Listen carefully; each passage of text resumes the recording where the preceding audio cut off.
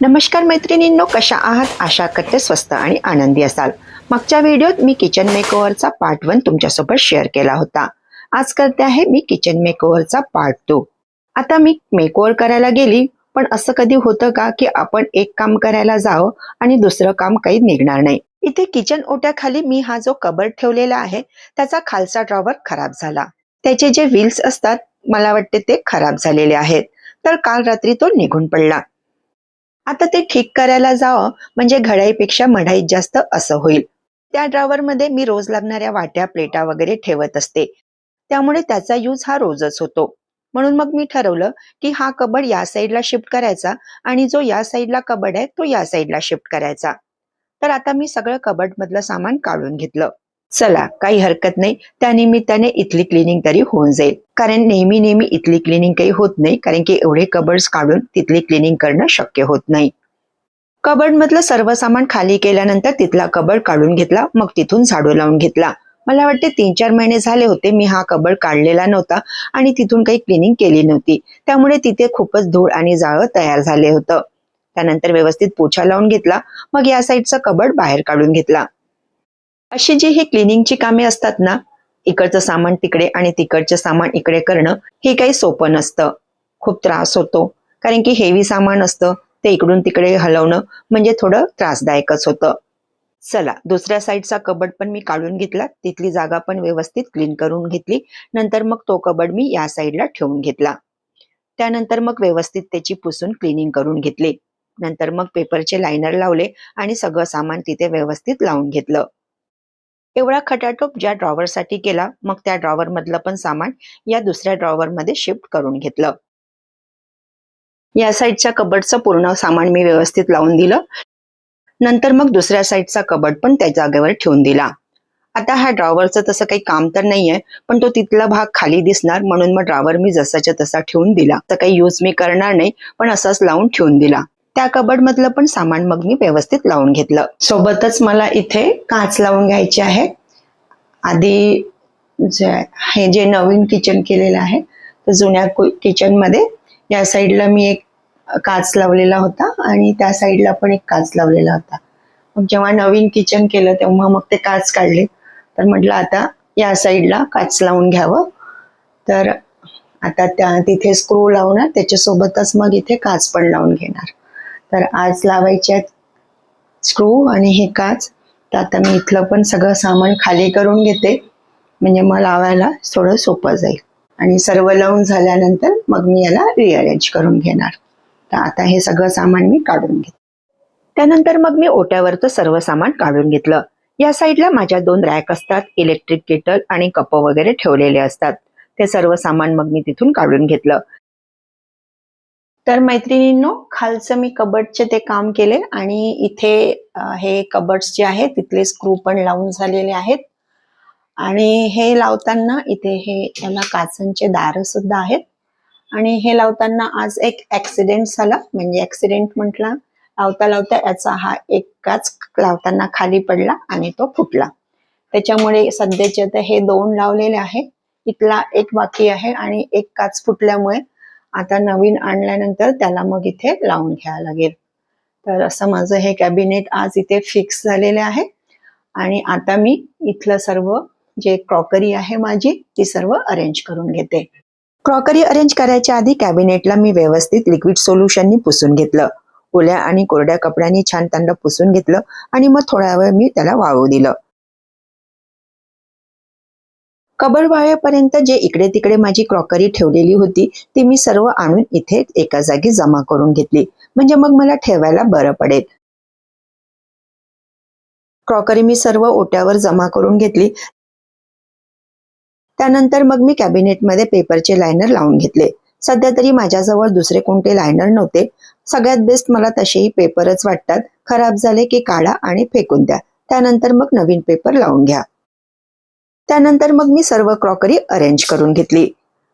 काचेच्या प्लेटांच्या मध्ये मध्ये मी असे पेपर्स ठेवते, त्यामुळे मग त्याच्यावर क्रॅचेस पडत नाही. जवळ एक जुना टीपॉट होता, तो वर ठेवला आणि त्यात एक फुलांची वेल ठेवली. ओपन भागामध्ये एक जार ठेवलं आणि काही काचेचे बाउल्स मी त्या साईडला ठेवून दिले. तर अशा प्रकारे मी माझं हे कॅबिनेट अरेंज केलं.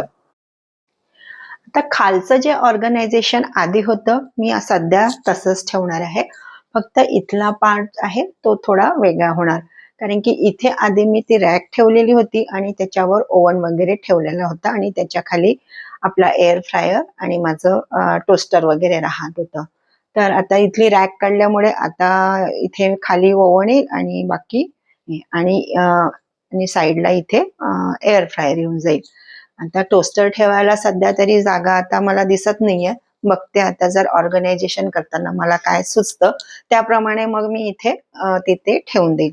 आणि इथलं जे होतं, इथल्या जे ऑर्गनायझर रॅक मी आधी ठेवलेल्या होत्या त्या मी सध्या तरी तशाच ठेवणार आहे, कारण की मी इथल्यासाठी आता नवीन आणखी 2 एक ऑर्गनायझर रॅक मागवलेल्या आहेत. त्या यायला जरा वेळ लागणार. त्याच्यानंतर मग मी काउंटर टॉपचं म्हणजे खालचं जे आहे ते ऑर्गनायझेशन मग नंतर चेंज करेल आणि नंतर मग मी परत तुमच्यासोबत ते शेअर पण करणार. तर सध्या तर जसं होतं आधी तसंच मी ठेवणार आहे. तर चला, राईट साईडला मी इकडे मग माझा OTG ठेवून घेतला. त्यावरती हा जो मी रनर टाकलेला आहे ती माझी एक जुनी ओढणी आहे. साईडला मग मी एअर फ्रायर ठेवून दिला.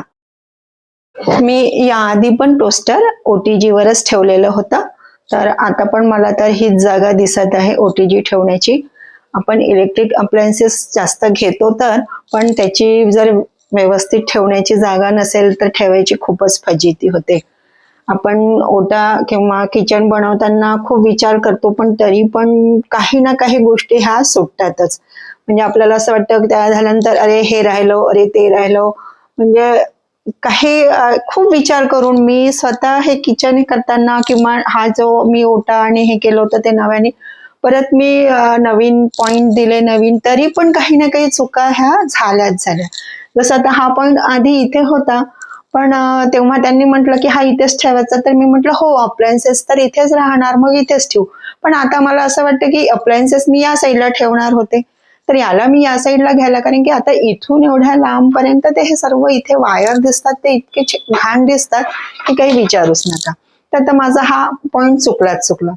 तसं इंडक्शन घेण्याचा आधी काही विचार नव्हता, म्हटलं इंडक्शन तर काही आपण घेणार नाही, पण आता गॅसचा असा प्रॉब्लेम आल्यामुळे इंडक्शन घेण्यात आला. आता इंडक्शन कुठे ठेवावं हा आणखी एक प्रश्न. म्हणजे समजा, आणि आता ते इंडक्शन पण डेली लागणारी वस्तू आहे, तर ती ओट्यावर लागणारच आहे. म्हणजे आपण ओट्यावरचा पसारा कमी करण्याचा प्रयत्न केला तरी तो काही होत नाही. आणि जिथे म्हणजे असे कॅबिनेट नसले किंवा आपलं मॉड्युलर किचन किंवा ड्रॉवर नसले तर खरंच आपल्याला सामान ठेवायची म्हणजे आवश्यक असलेलं सामान ठेवायची सुद्धा पण खूप फजिती होते. आता आपण म्हणतो की सामान पाहिजे तेवढंच घ्यायचं, पाहिजे तेवढंच असतं, काही होतात एक्स्ट्रा, पण जागा ही नेहमी आपल्याला अपुरीच पडत असते. आपण म्हणजे लागतच असतात तेवढ्याच घेतो, काही अवांतर. म्हणजे माझी तरी अशी हे आहे की मी किचन मधल्या तरी खूप अशा अवांतर वस्तू घेत नाही, पण लागता जेवढ्या घेतल्या आणि घेता हा पसारा असा मग वाढतच जातो. आणि हा आता काही ज्या आहे आजच्या म्हणजे याच्यानुसार तर ह्या आवश्यकच वस्तू वाटतात तर आपण त्या पण घेतो, पण तेच आहे की ठेवायला आपल्याला प्रॉब्लेम हा जातच जातो. तर सध्या तर मी आता ही अशी अरेंजमेंट करून टाकलेली आहे. इथे मी आता आपला एअर फ्रायर ठेवलेला आहे, इथे OTG ठेवलेला आहे आणि आता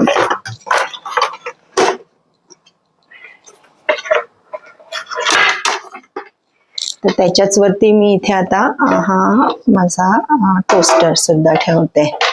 ठीक आहे, म्हणजे टोस्टर इथून काढून जेव्हा आवश्यकता असली तेव्हा मग मला इथे त्याला घेता येईल.